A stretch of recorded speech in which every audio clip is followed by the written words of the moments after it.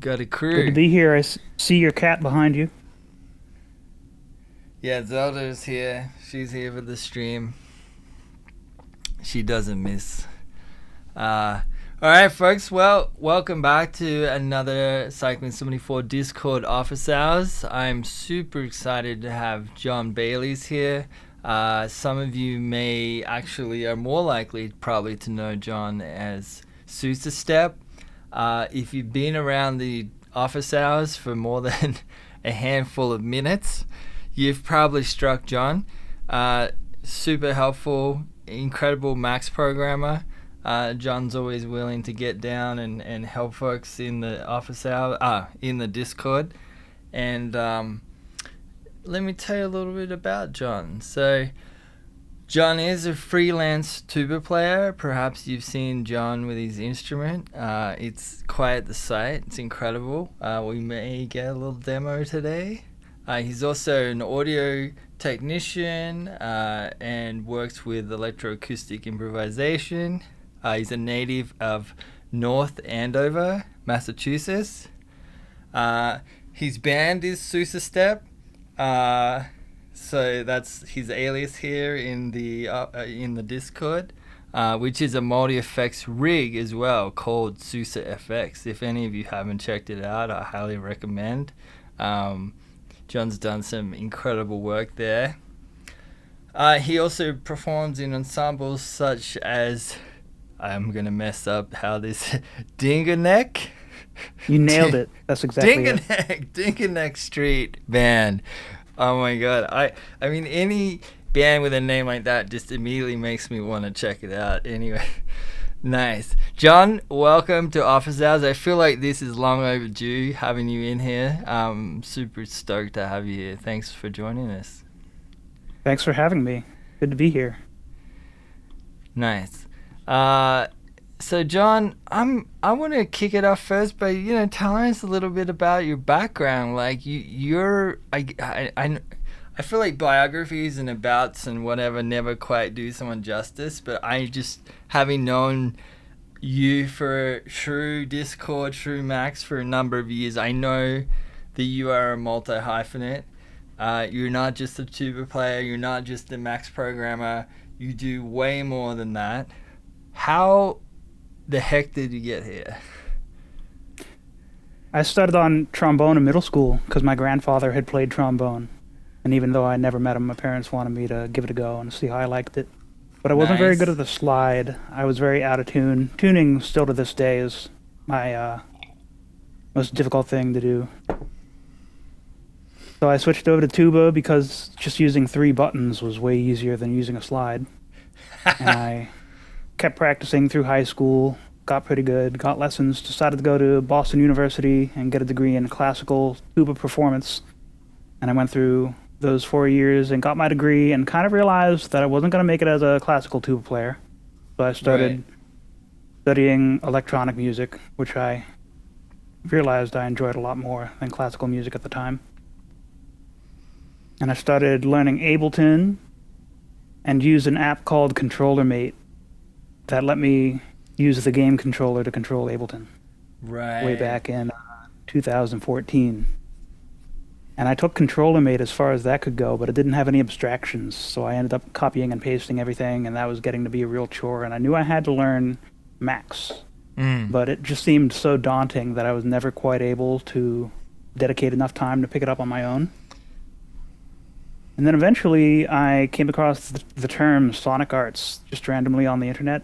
And I was like, oh, that's kind of a cool term. I never heard that before. And I started Googling it, doing some research, and I realized that the Brooklyn College has a Sonic Arts program that teaches Max. And I was like, well, maybe I could use that as an excuse to go to New York City and learn Max and get into the music scene there.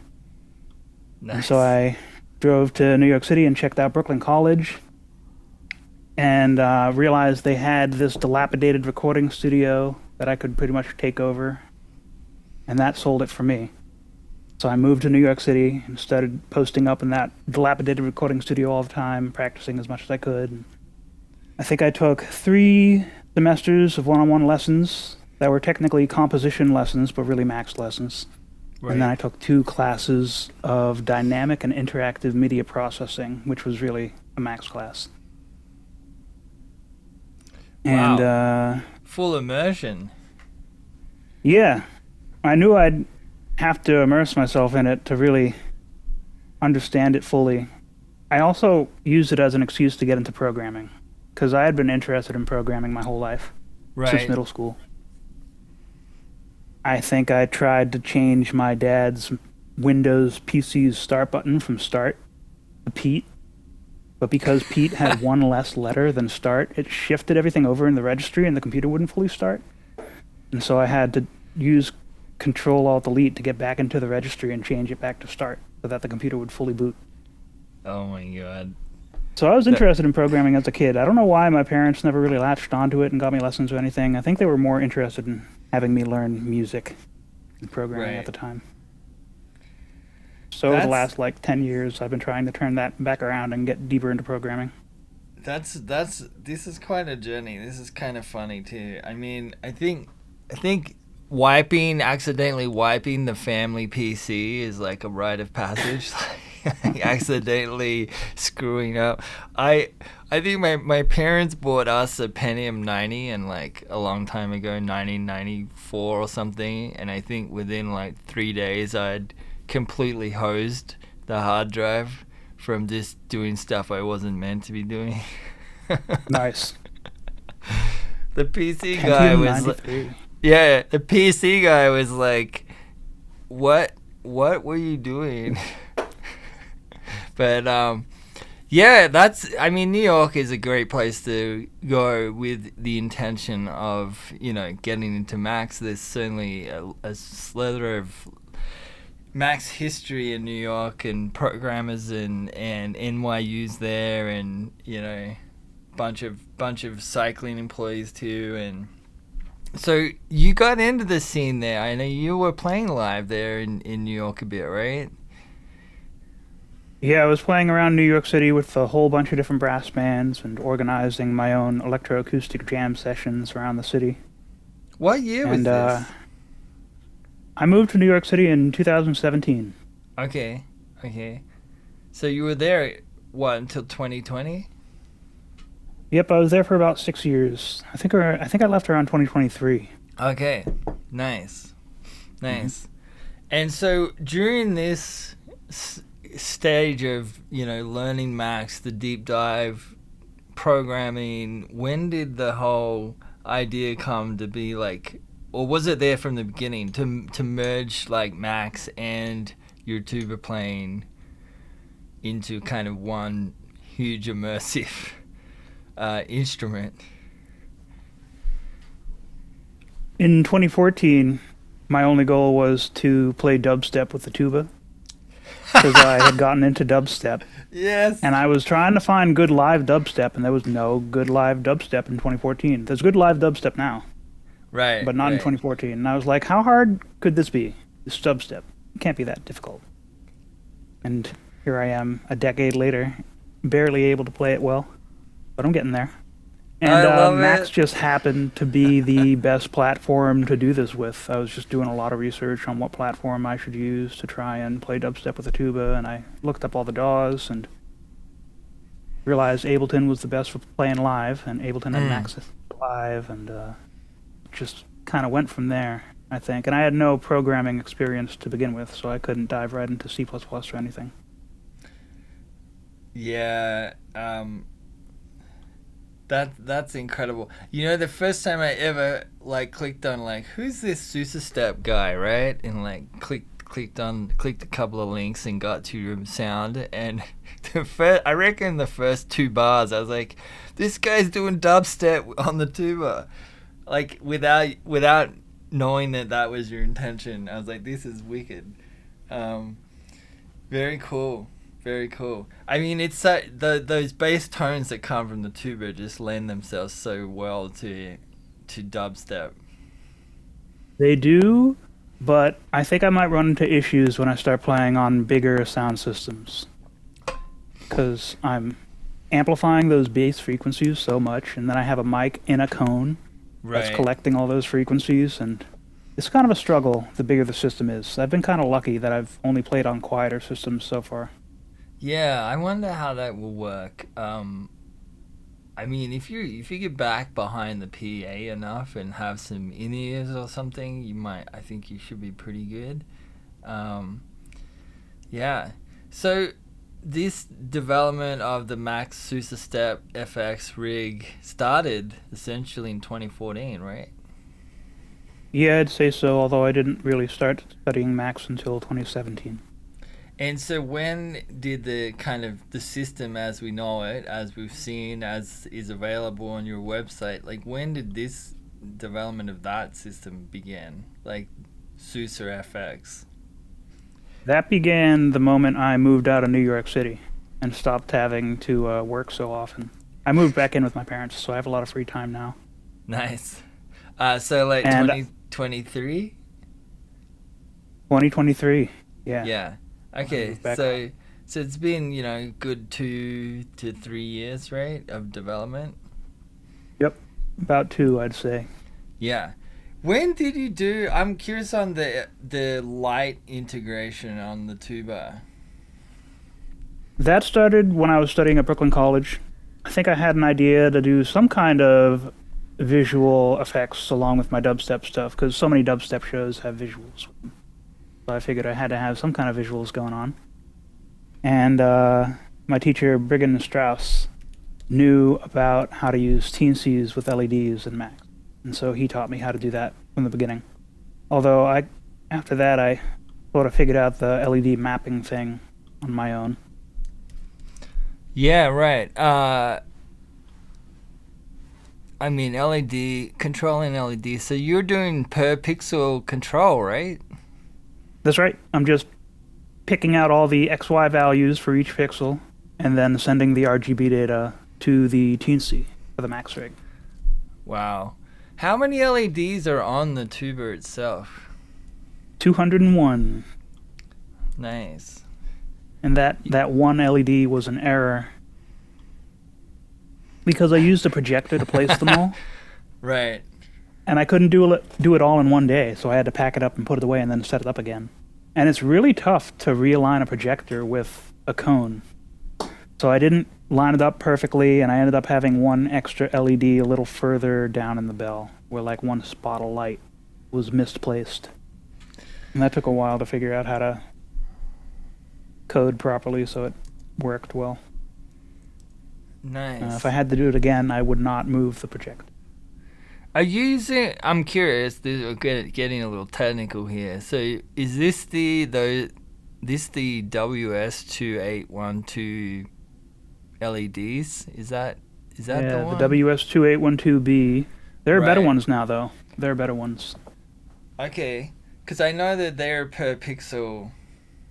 Each pixel is addressable via the DMX, or Yeah. or directly from the Tensi. So you've got that connected to the Tensi, and then from there, Max is talking to the Tensi. Yeah, Max was just sending a stream of RGB data along with frame markers. I set it up so that the number 254 and 255 denote one frame, and then all the RGB data is in that frame.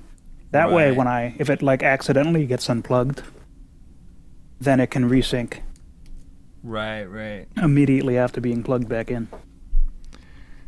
Yeah, very cool. This whole world is fascinating, and it's never. I mean, I remember 15 odd years ago doing some DMX with light pixels and stuff, and it was a nightmare. It was like, well, it's not a nightmare, but it was just very tedious.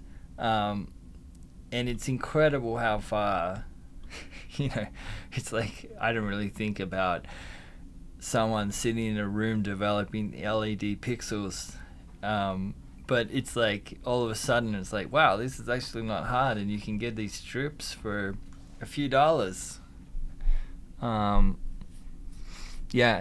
it certainly adds to the performance, I think. Like if you were to look at any kind of live performance now,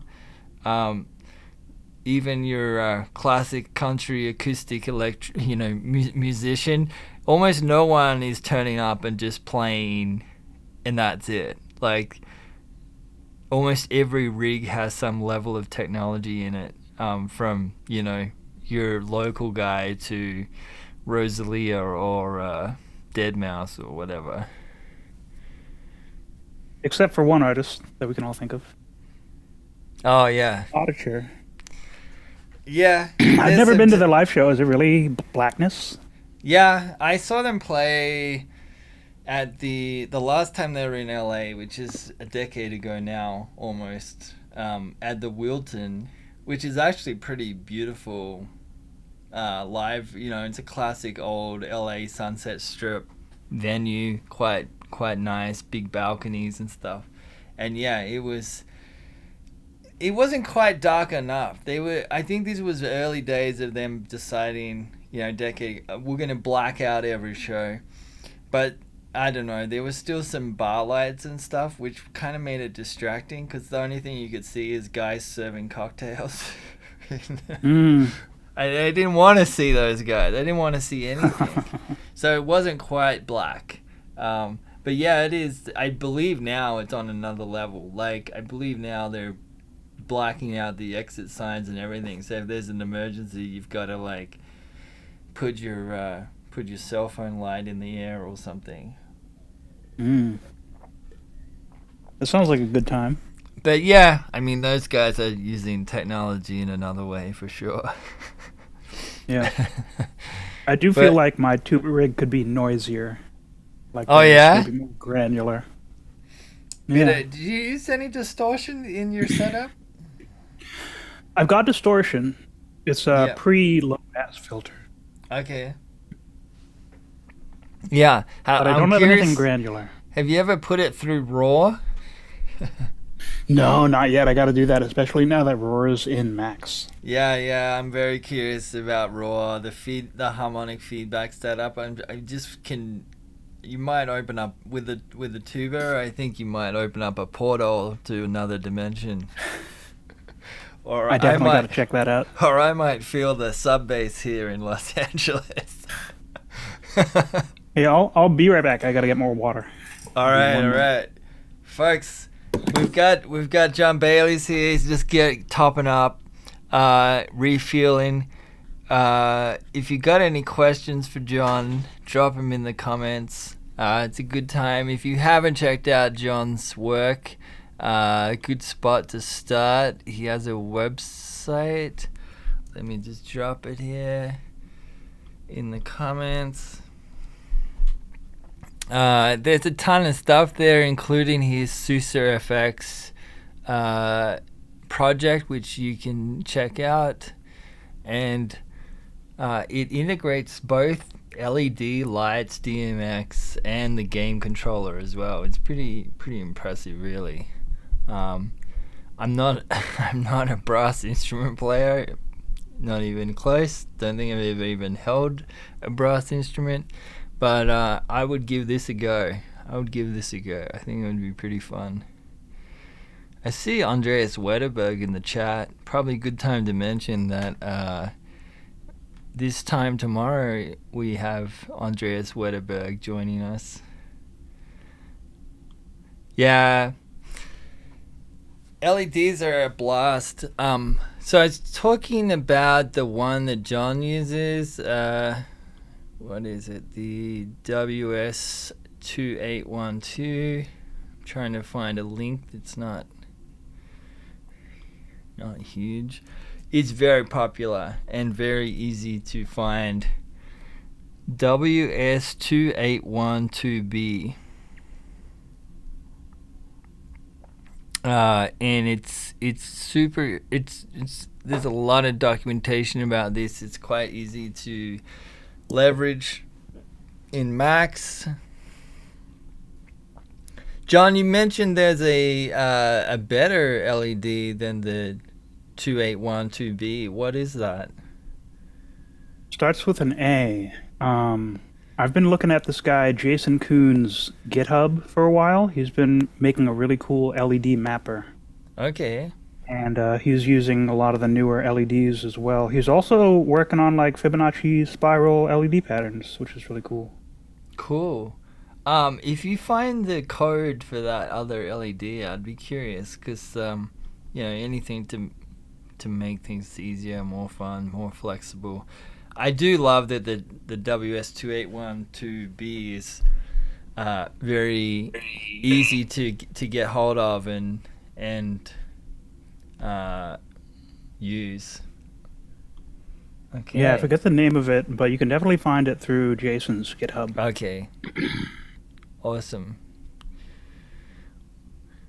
It's so funny, you think we know so this world is so small. There's like literally a couple of degrees of separation, and yet I've never heard of this guy before, and it's like I'm like, oh Yeah, you probably have 40 mutuals on Instagram. yeah, just 1 degree was missing. Yeah, I'm gonna check his stuff out for sure. John, seems like a good time to switch to a screen share and let's have a look at your rig. Let's get a bit of a rig breakdown here. Sure. Got everything in OBS, so I just have to minimize this.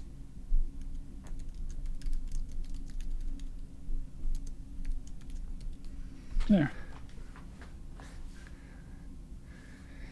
So this is the original version of Susa FX, made in Max. Nice. This is the audio side, and this is the visual side. I have all my audio coming in through here, and I can set all my channels, which is really useful.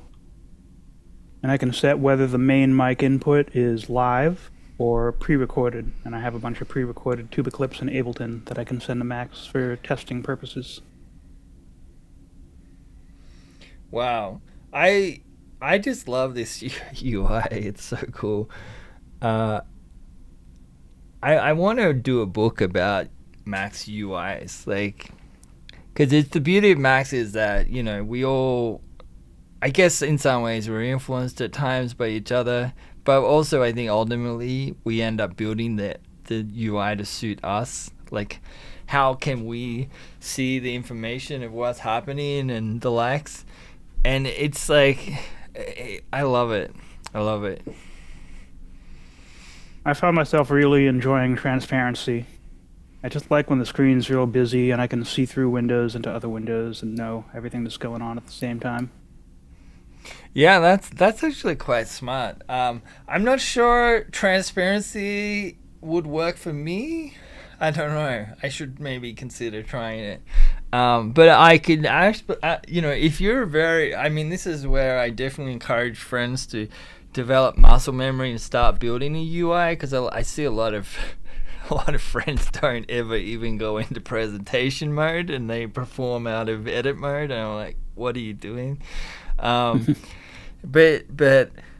it's like when you build a UI, you have to also build the muscle memory that goes with it. And if you're constantly changing it, then you might as well stay in edit mode. But I get the transparency thing. That's cool. I hadn't thought of that, being able to see multiple layers of state and what's happening. Yeah, I think it's only something you can do in Mac and not Windows. I don't think it's doable on Windows. You're doing that's the preference, right? For the patcher window, like enable transparent background, right? Yeah. I don't think it works on Windows. Huh. I didn't know that it didn't work on Windows. I'm out here. Well, it might not be that it doesn't work. I think it's just not even there. It's just a Mac operating system thing that Mac takes advantage of. Huh.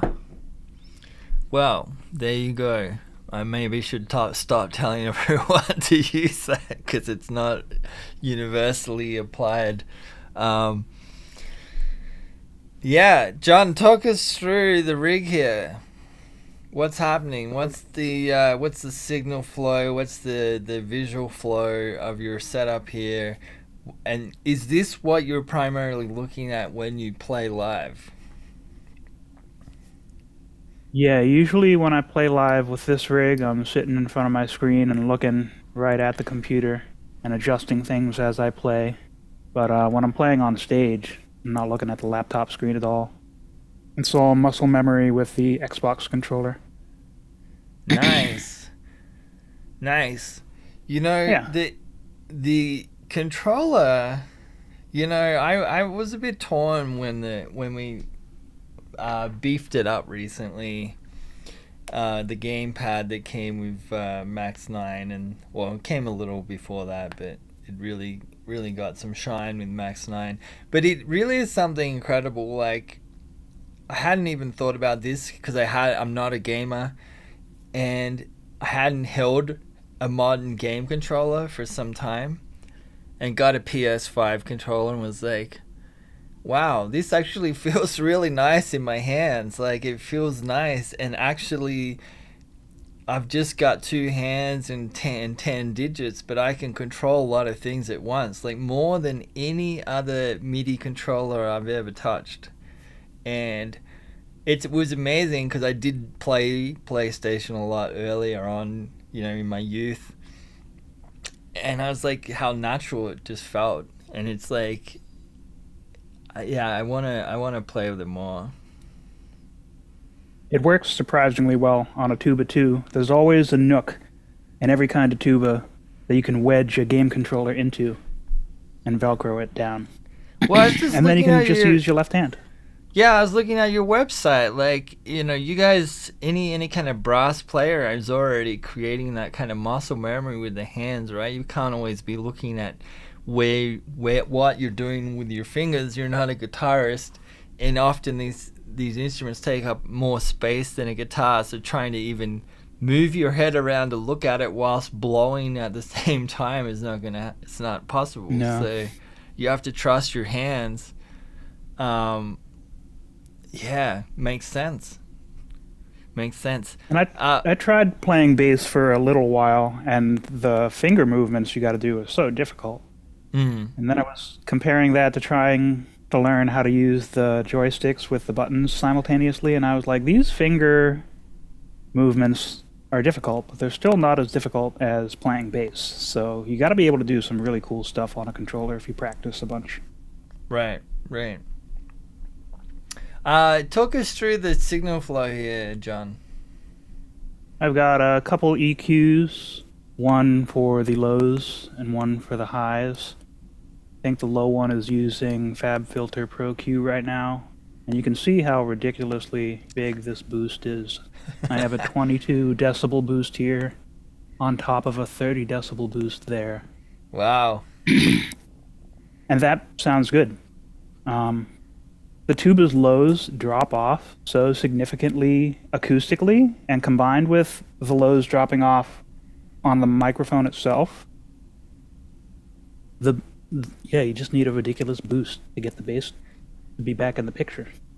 Right, right. Makes And sense. I was trying to play with that fan on months ago, and just the fan hitting the mic made the bass rumble so much that I had to turn it off. So yeah, I've got the lows, and then for the highs, it's just the big boost at 2,500 hertz.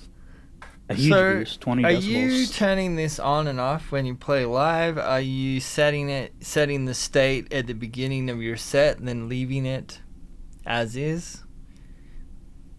All of the plugins have their states set, except for the drop, which I use for the modulated low-pass filter.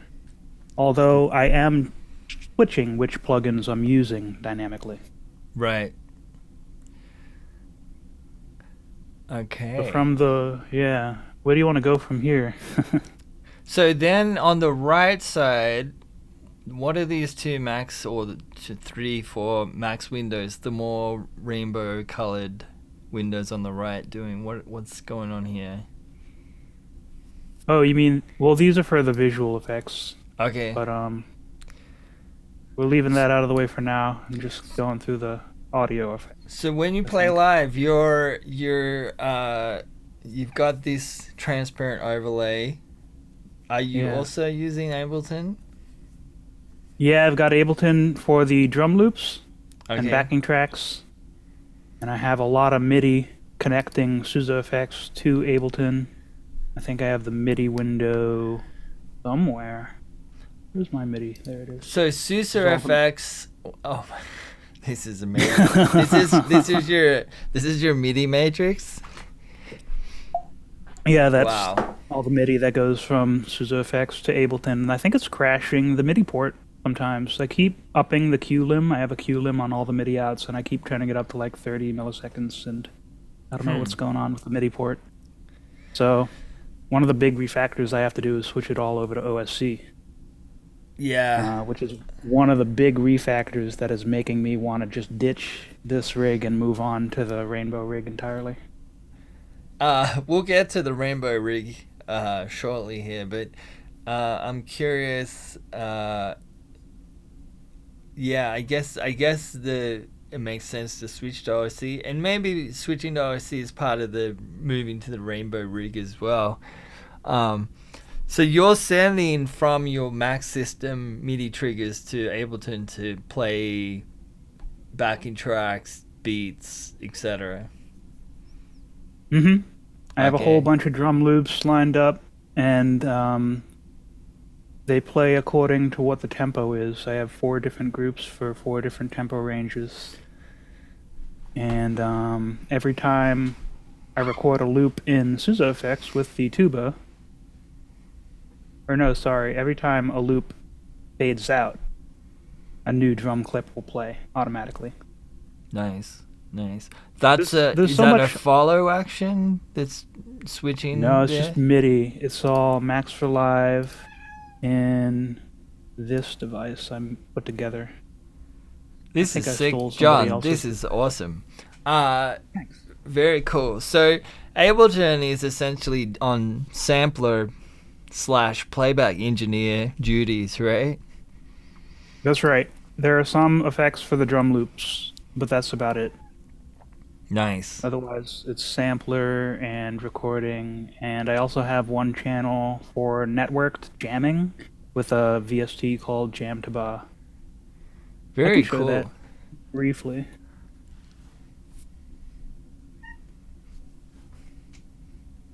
It's a really cool plugin, but it hasn't been developed for quite a while, so it may not work for a lot of people. It shows you where in the world people are jamming currently, and you can actually like jump in and join them. That's But the thing cool. is, the audio is delayed by a multiple of the length of the chord progression. So if you set a 4-bar chord progression, everybody in the jam is going to be delayed by multiples of 4 bars. So you can really only have a jammy jam, and it's tough to respond immediately to people. But yeah, that's definitely a fun plugin to check out. Okay, I gotta scope that out.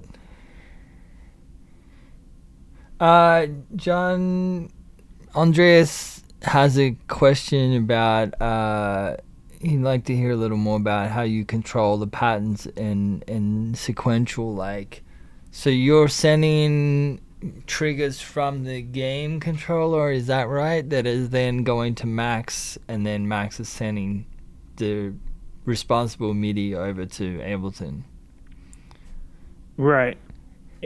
Susa FX is just sending MIDI to the drum clips to trigger. Well, I'm sorry. I guess I don't really understand that question fully. I think you may have rephrase? answered some of it already, but it's more like, you know, what's the data flow, I guess. Like, you're playing the tuba, you're controlling. We'll talk about the visuals in a moment. You're playing the tuba, you're playing the gamepad. The gamepad is sending relevant information to Max, right?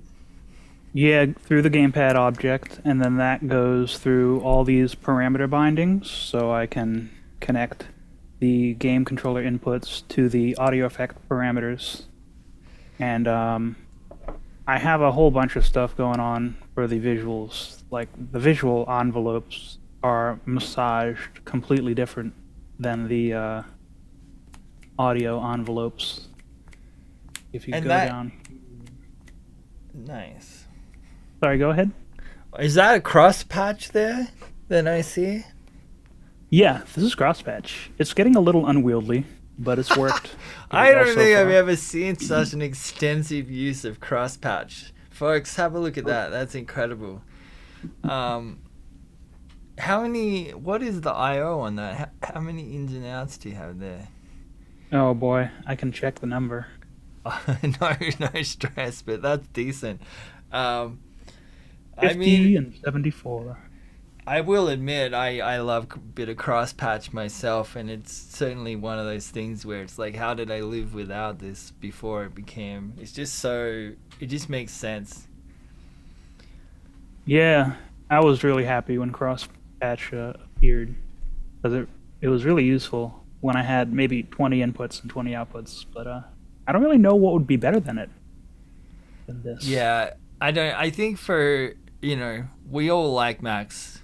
Let's be honest. We come to Max because we like visual programming, and cross patches is one of those things where it intuitively makes sense. It demystifies Matrix and the like so much. Yeah. So I Love can it. just trace a parameter from the gamepad all the way to an audio effect if you'd like, but that might use up too much time. I don't know. Maybe let's not go down that road, but I think folks are getting the idea of the signal flow here. Mm. And then I'm curious how the integration of the visuals comes into play here. So what's triggering the visuals, how's the visuals getting the information, and then getting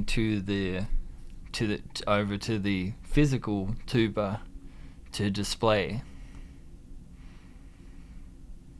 I'm getting the LFO that's controlling the low pass filter, as well as the LFO that's controlling the amplitude modulation of the octaver. And then I'm mixing that with my tuba envelope that comes in straight from the mic. And I'm also running them through a stutter effect that doubles the stutter effect that I use for the audio effects, except the visual stutter effect is really only stuttering the envelope. And they all go out through these green sends, which have really long descriptive names now. And this is all the massaging that's happening. Right. I probably couldn't even describe what's going on, because a lot of this stuff I just kind of mess with until it looks good, and then I leave it alone. Hey, So I there's have all nothing wrong with that. Yeah.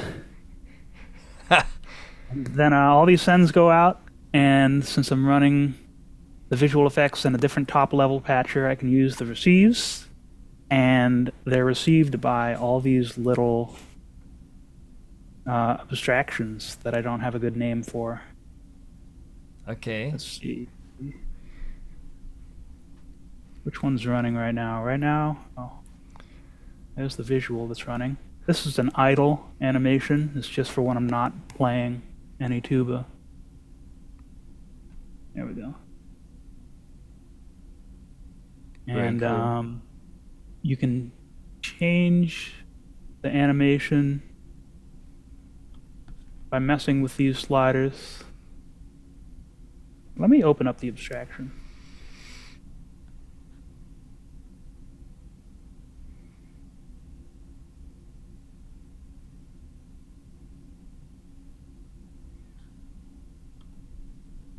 Go far down.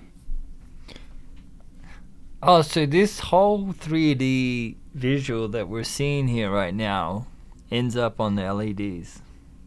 That's right. I'm extracting the RGB data from all the appropriate pixels in this 256 by 256 square, and then I'm sending that RGB data to the TNC, which projects it onto the bell. That's sick. This is the The abstraction. Tensi is connected via USB, is that right? To Max? Yep, that Gotcha. is correct. Okay. Yeah. Wow. So go ahead. I can see that this could translate over to be part of your Rainbow rig too. I mean, you can get OSC into a Tensi if you use a little Arduino or something, and then Rainbow could send OSC over, I could see this whole rig. Yeah. I mean, Okay. very cool. I do want to integrate the stuff I've done with Rainbow back into the Max rig, for sure. Like, my looper in Rainbow is much better than the one I have in Max right now. Yeah, have you tried I've got a- exporting target export to Max object and then utilizing it that way? That's a good idea, because then I you don't mean- have to compile it every time you open it. I feel like that's a good, you know, maybe that's not the end goal, but a good way to test and, you know, test and tune. Mm-hmm. Yeah. Yeah, it's tough for me to walk through the exact signal flow from the audio effects to the visual effects, just because there's so many layers to it. Right. No, it's extensive, John. I feel like you could do a 10-hour YouTube breakdown.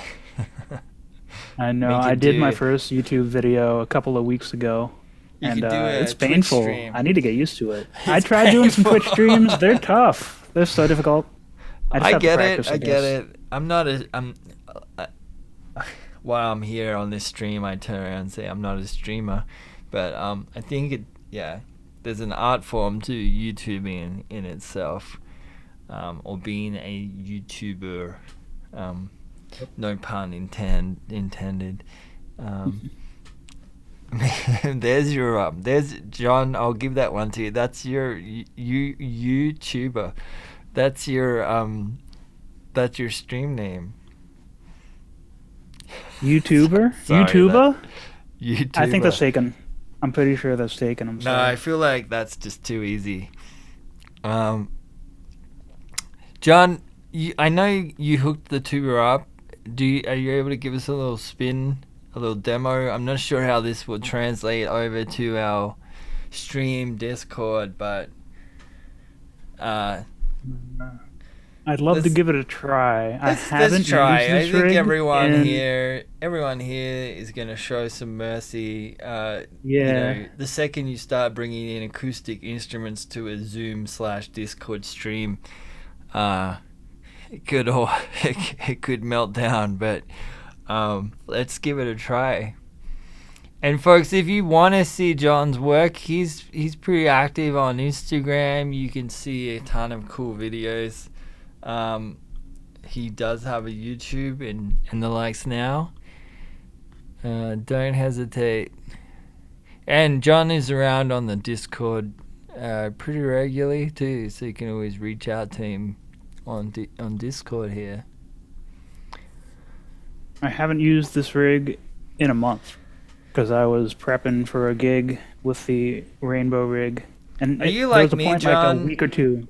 Are you like me, John, Like where you? you finish a gig and you just come home and you know, you immediately move on to the next job, and then you're like, oh, I was playing that thing constantly for weeks and then I haven't touched it. Yeah, I immediately break everything and start implementing new features. And I think that's a pretty common max practice, actually. for sure. It's If you like, want to oh, play the same gig you played last week, you're never going to Yeah. do it.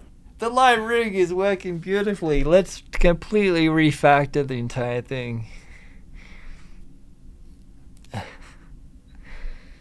Who has time to settle down and practice what they've got when you can make something new? Exactly. Let's see if this works. Oh, this is cool, folks. We're gonna get the. You can. Yeah, that's coming through. Can everyone hear that all right?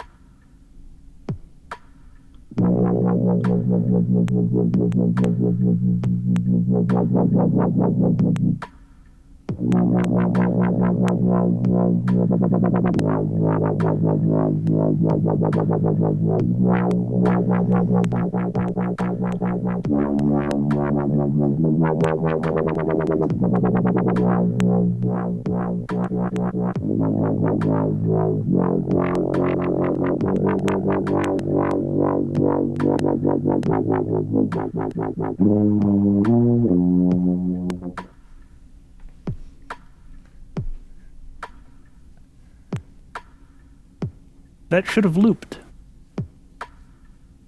Oh well. Now, if I were just working on my own, I'd spend the next 2 hours figuring out why it didn't loop.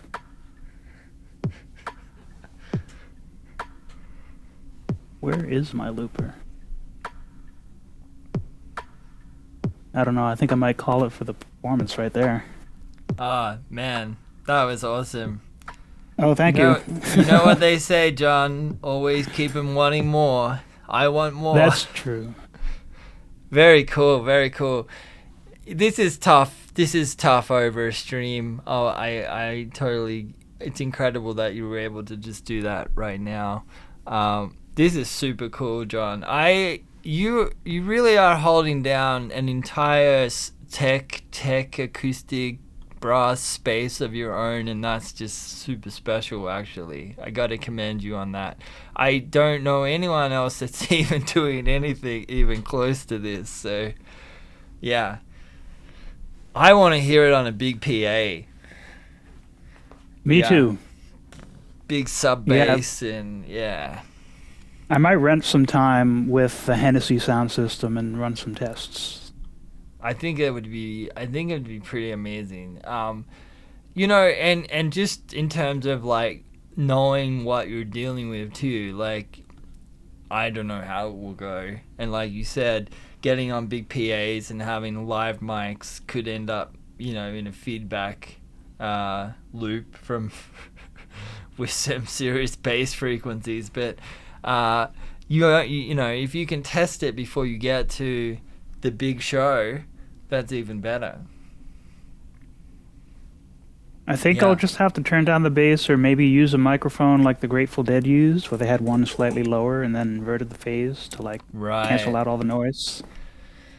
I mean, those guys were certainly masterful in their use of obscene levels of volume.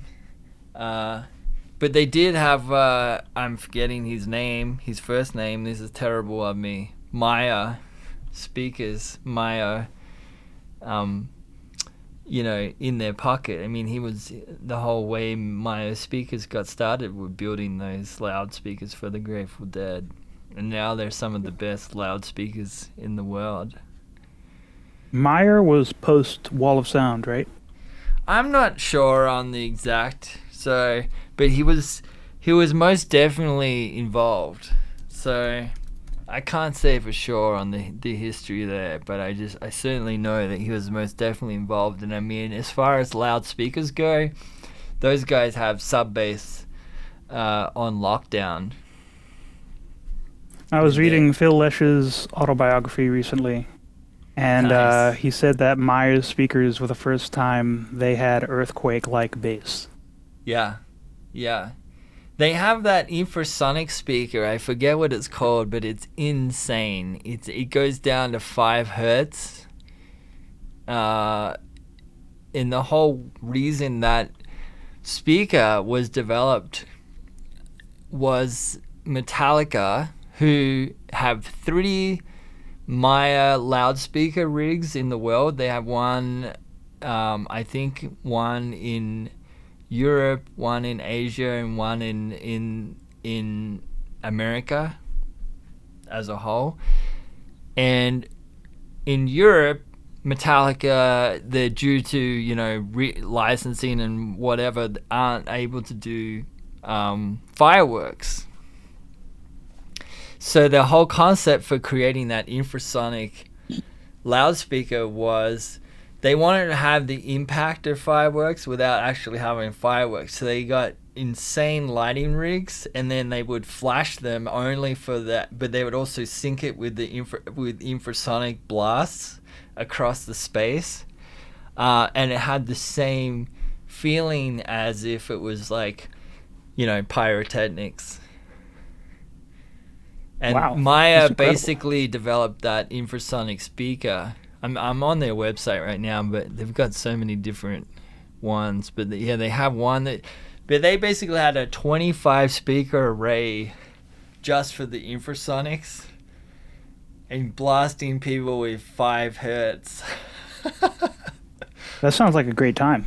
I know, it sounds like incredible. Yeah. I wonder what the lowest frequency thunder has. Probably all the way down to 0.1 hertz. Yeah, I don't know. I did see a loudspeaker running at 2 hertz at NAMM, but at very low volume. I've been to one venue that had transducers in the floor and shook the floor when you played. But unfortunately, when I played there, the sound guy had the phase inverted on one of the channels in the DI. So none of my sub bass made it into the transducers in the floor. Nice. Wetterberg's saying he's played on a Maya LFC, which is the infrasonic speaker. That's I'm jealous. That sounds like fun.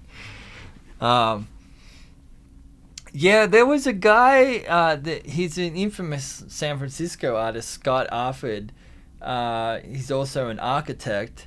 He would do these performances in San Francisco in I believe the 90s, where they had the transducers. They'd go into the space prior to the show and connect them up to the foundations of the building, and then sync them to the sound, so the whole space would literally move physically.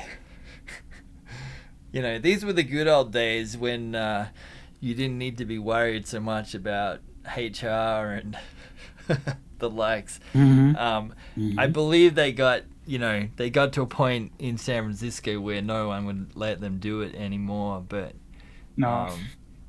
yeah, I think there's something to, there is certainly, we've all felt it when you're at a room and the bass hits the resonant frequency of the space and the whole space starts moving. There's something incredible about that. Sound is physicality. We know it's physical regardless of the frequency, but when your whole body becomes your ear, so to speak, that's kind of incredible. What's the best bass you ever heard? Best bass I've ever heard, where my entire body was feeling it, was I saw Sun O doing their 10-year anniversary show in 2009 at the Custard Factory in Birmingham as part of Supersonic Festival. They had their insane, their Sane Sun amp backline, and it was insane. Halfway through the show, I started coughing, and I was on tour myself, and I thought, oh shit, I might be getting sick, right? And then the show ended, and it stopped. And what I realized was the air inside of my esophagus and throat and everything was also vibrating from the sub bass frequencies. And I was like, holy crap. Yeah. They were pushing a lot. I saw the set list afterwards, and when they started, it was blistering loud. And I saw the set list afterwards, and I was like, what is PA on? And it was because the first 3 pieces they kind of went through, they were only using the back line, and then the instruction was for the mix engineer to slowly bring the PA on. And that was where my whole body, where I started coughing during the show. Yeah. That's incredible. I never heard them live, but I've always meant to check them out. Yeah, it was pretty incredible. And then I will say one more. One other show that just left a memorable impression on me was seeing Motorhead. I saw Motorhead, and that was Lemmy came out and said, "Is it loud enough?" And of course the entire stadium said no, and he's like, "That's right, it's never fucking loud enough." And like they went over and they had this insane backline too, and they went over and took them about 3 or 4 minutes of turning all the amp heads to 11, and then it was just insane. Yeah, seeing Motorhead at playing at 11 was pretty good. That's pretty sick. Hopefully I'll be able to play that loud one day, but I have my doubts. Nah, you'll get there. You'll get there. I'm sure. Well, folks, it's been pretty great to have John here with us, and I hope you've enjoyed the kind of rig run through. This is quite incredible to see, what goes into programming in Max, and sticking with it and developing something that is truly your own instrument. John already plays an instrument, and now he's completely augmented it with his own digital electronic patch to make something that's truly unique. It's really special, John. I want to thank you for being here and hanging out with us. Folks, any questions for John before we take off for the day? Drop them in the chat. It's a great time. But you'll see John around. Keep an eye out for Sousastep. Alexander Panos is asking, best piece for tuba solo.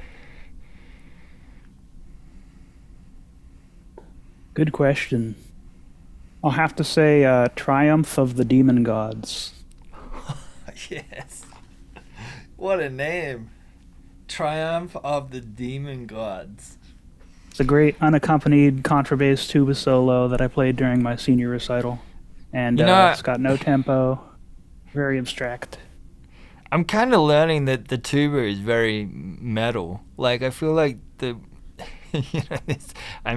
obviously metal, or brass, but there's a loud volume kind of quality here that is akin to metal music. Wedderberg is definitely trying to be more metal. That's good. Wedderberg has a good question here. One effect that doesn't work on tuba. Are there any? Good question. I was never able to get phase distortion sounding good on tuba. I got it sounding good on a sine wave, and then when I played it with tuba, it didn't quite work. I have it right here. It has no... Oh, no, that's not it. There it is. It just doesn't quite sound that great. I don't know how I would massage it to work better on regular audio signals instead of just a sine wave. Interesting.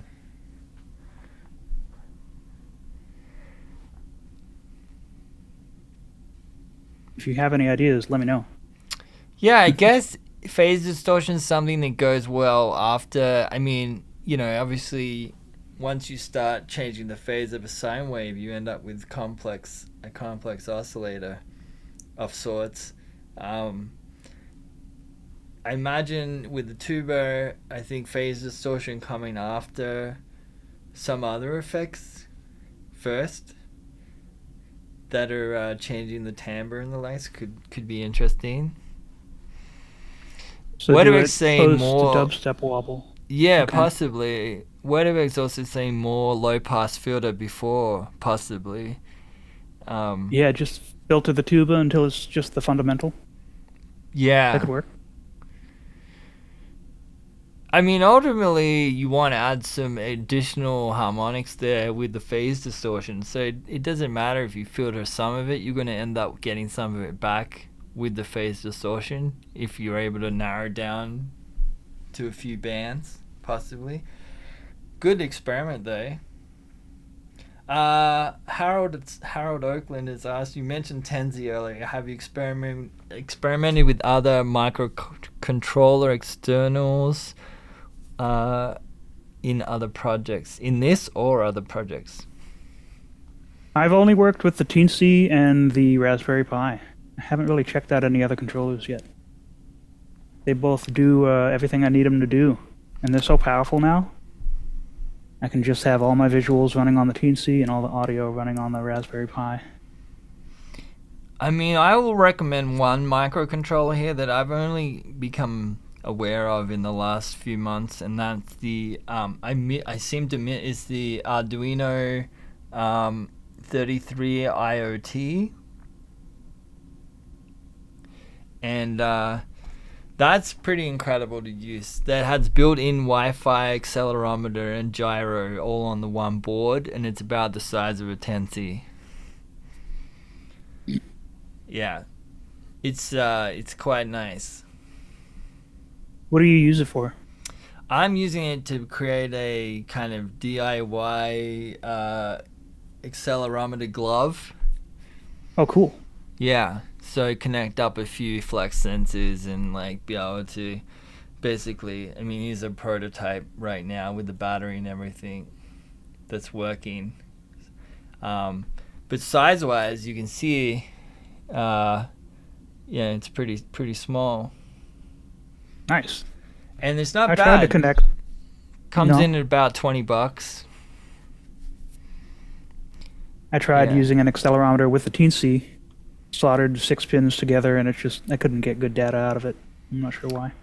So something obviously is the bit rate a lot of the time. So I came across the Arduino 33 because I was going down the road of the ESP32, and that has built-in Wi-Fi, and then soldering up accelerometers, just cheap ones off Amazon, whatever. And the problem is they just don't put out, the data is choppy to begin with. Then you smooth it, and it just was not kind of not really that decent. It's like, oh, I could probably just hook up a couple of randoms to Metro and do just as good. Like, why even bother having a glove? But so I came across the Arduino 33 IoT and was quite impressed. The Arduino Nano was like, wow, this has got all the sensors on the board already. Its price is good. It doesn't need much power. So I think they could team with the Tensy quite well, or maybe even replace the Tensy. Possibly. Interesting, because it can run the fast LED library, right? Yeah. I'll look into that. That could be cool. Worth checking out. If it could certainly connect with the Tensy without too much effort. So yeah. Nice. Folks, any other questions? I see here, would it be possible to take your setup to the field, as in playing outside, or is this something you would like to explore? That's my whole goal with porting the rig to Rainbow. I've got most of it running on the Raspberry Pi, and I've got that strapped to the Tuba, along with a 99 watt-hour V-mount battery, and a Zoom AMS22 audio interface, and the Xbox controller, along with a mini rig for Bluetooth speaker, which is the loudest Bluetooth speaker I've heard so far. Nice. So I think what we're hearing here is John absolutely will be taking this to the field, and not be strapped to the laptop. That's the goal. I'm going to be wandering around a festival in Pennsylvania this summer called Big Dub, trying to freak some people out at 2 a.m. with my LED bell. I love it. That is very cool. There's a couple of folks who are already doing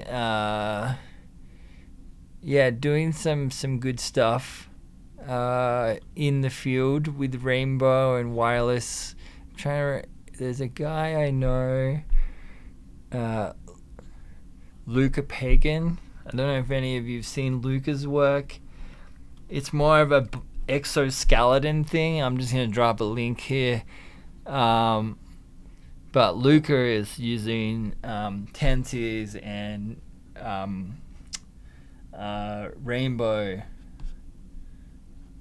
to control his exoskeleton. Yeah. pretty neat. So it is possible he's got speakers on his exoskeleton. Yeah. The moment you said exoskeleton, I was very interested. Oh, this is his rig is quite. He's been developing this for a lot of years. I've been fortunate to see it in person, and it's not just another. Yeah, he's also holding down a space of his own, in terms of how far he's pushing this. Yeah. Oh man, that's wicked cool. Yeah, Luca's cool too. Like if any of you are curious, I highly recommend reaching out to Luca. Super nice guy, and happy to share insights and questions and answers. Should probably get him in on a Discord stream sometime. But John, I think it's all possible. I think we're in an interesting spot with Rainbow right now. It's opened up a lot more recently with the graph editor, so that we can interact and build stuff that's already on the Pi, much like we would in Macs, and then state saving as well, and then being able to address everything via OSC. We're getting to this spot where I too just need a little more time. Like, I think I can probably build out a whole live rig on a Raspberry Pi. Yeah. I'm wondering if you could program the whole Boss RC505 MK2 on the Raspberry Pi. The one thing that I know always tests the Raspberry Pi, and it's becoming less of an issue with Raspberry Pi 4 and 5 now, is getting to anything that needs big buffers, so long reverbs, anything that needs long delay lines. They eat up a lot of resources, but I've been striking less issues more than ever with like the Pi 4 doing pretty good reverbs and stuff. So I don't think I think it's less of a problem. But as far as everything else goes, just your standard sequencer data, sample playback, they can do quite a lot now. Yeah. We'll get there. My rig's sitting at 50% CPU usage on the Raspberry Pi. I'm wondering how much further I can go before it starts crackling. Yeah, I think the nature of the Pis and other boards is they're kind of almost borderline designed to just constantly churn away at 80 or 90% CPU. I think you could be pretty right. Probably got quite a bit of bandwidth still. That's good to know, because I've got quite a bit of stuff to add yet. I haven't tried this, but I think it's not unreasonable to consider running two Pis, having one talk to the other. Certainly possible. That would be cool. Could you just use one USB cable to transfer audio? Possibly. I don't want to say yes. I haven't tried it. It's more of a like laying on the sofa dreaming. But you certainly could have two rainbow Pis talking to each other. That's very easy via OSC or MIDI or pick your poison. But yeah, I'm not sure about running one off of the other. I think it's probably... I'm sure you can do it. Whether it works in the context of Rainbow and Bookworm, I'm not sure. But good one to try. Yeah. Nice, folks. Well, thanks so much for having me. John, it's been a pleasure. Thank you so much for taking the time to show us your system. This is super insightful and inspiring. We're clearly going to have to get you back another time. Probably give us a hoy when you get further down the road with Rainbow. I think that would be a fun one to unpack. Sure thing. We'll do. Wetterberg's giving you props here. Your rig is kind of insane. Much love. Thank you, Wetterberg. I appreciate it. And folks, this is a good time to let you all know that we'll be back here the same time tomorrow, 11 a.m. Pacific, with Andreas Wetterberg. Absolutely stoked to have Wetterberg in. Haven't had a chat with Wetterberg for a number of years, but he's certainly someone that I'm always paying attention to. He's been a long time contributor to the Max community, and not just the Max community, but also the Ableton community and electronic community in general. So yeah, back here tomorrow, 11 a.m. Pacific with Andreas Wetterberg. And John, just again, thank you so much for taking the time. It's been a pleasure. Thank you so much, Tom. I really appreciate it. See you tomorrow, folks.